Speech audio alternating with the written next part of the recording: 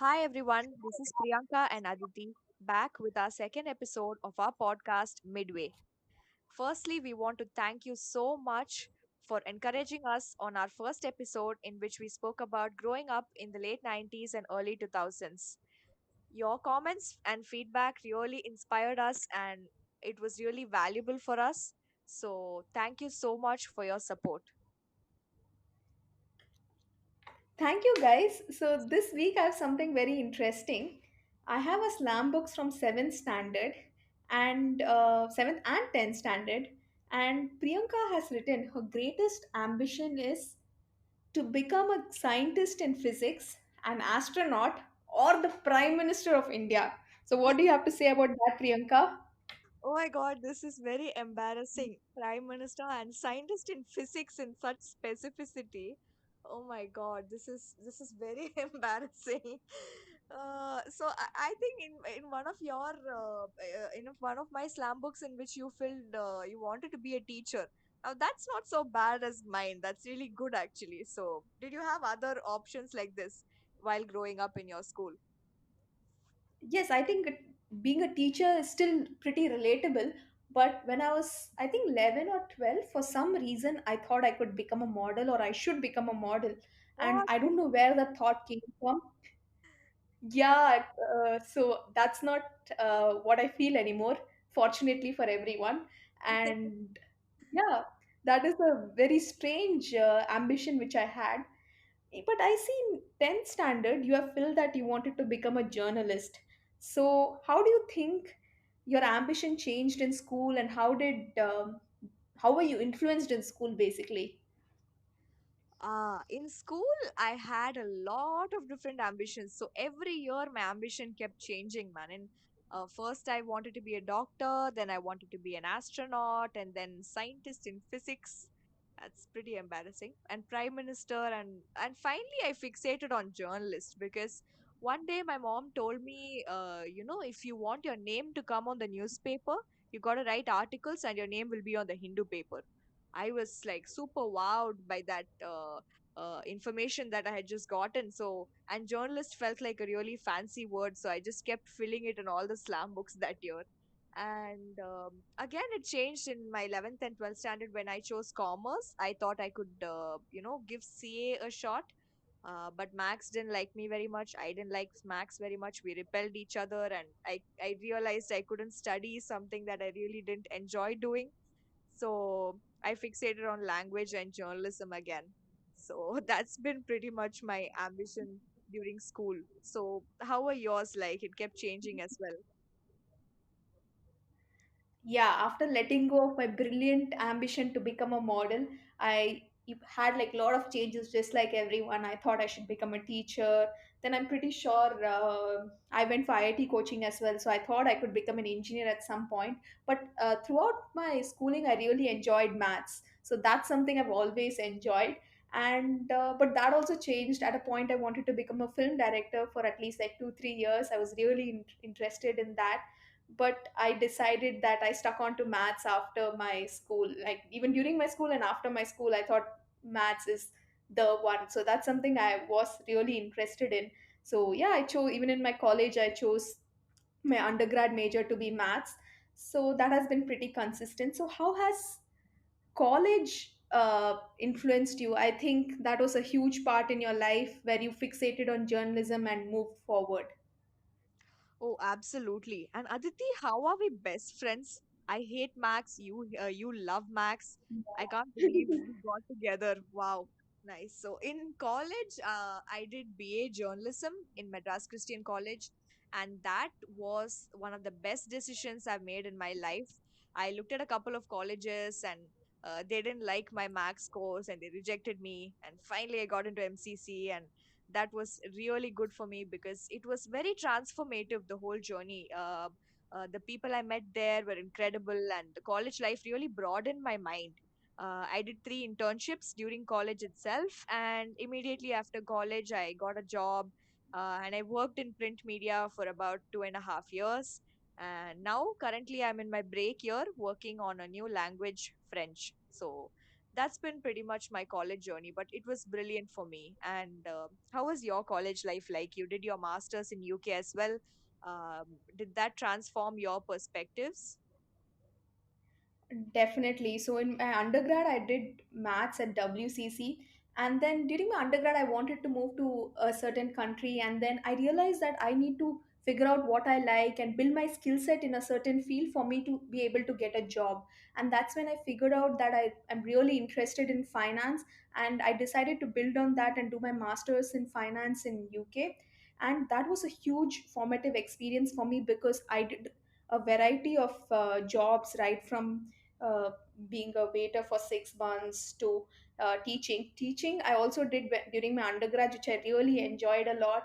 And then I did an internship in ethical finance, which was super interesting as well. So that's when I realized that I'm really interested in how money works for a company, and I'm also interested in education. So now I'm working in an insurance company and understanding how money works in a real company.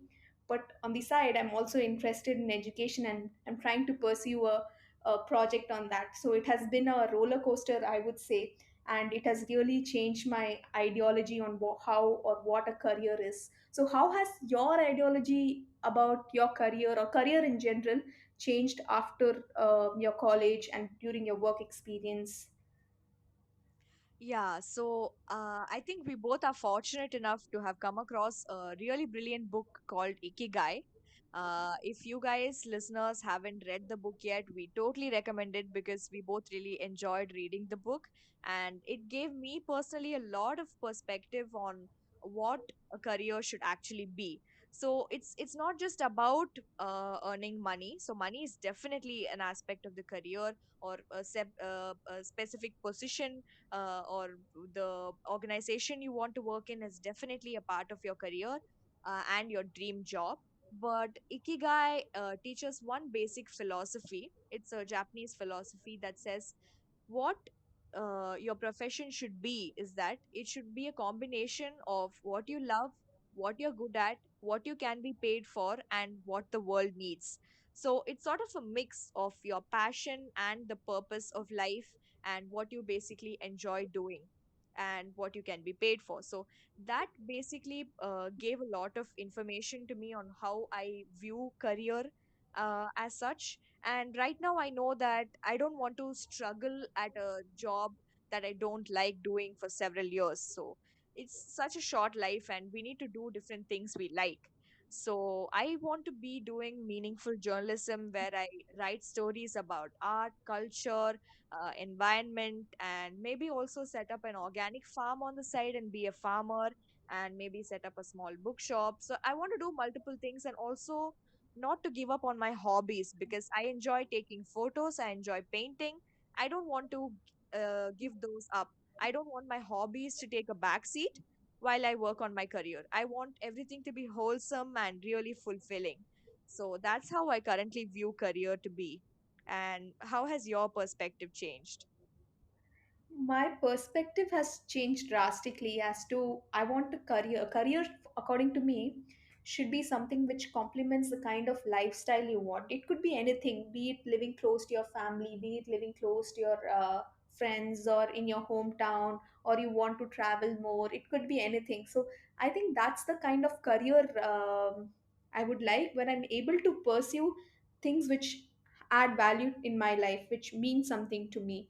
So it's, we do everything in our life to be happy, right? So I think a career should also make me happy, and it should be fulfilling. As you said, purpose is something which is extremely valuable to me. So I think that is an important part of how I want my career to shape up. And also, in simple words, I would say that my career is something, my job should be something where I look forward to it the next day. So I should wake up happy thinking about my job. I think that's something which is very important for me. And yeah, so I think, as you said, like I want to pursue different things as well. And yeah, like it's really cool that you want to pursue like setting up a farm. That's really cool. And that's something really, really cool in today's times. Definitely. Farming is really important. And there's something that I need to add in this as well.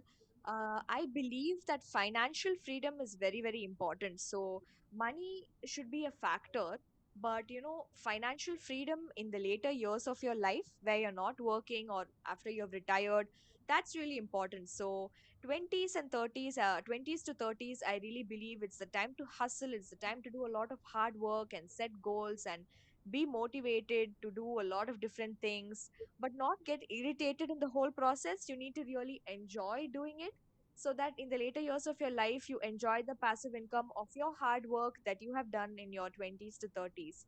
So that I think is it's a brilliant plan to do. What do you think?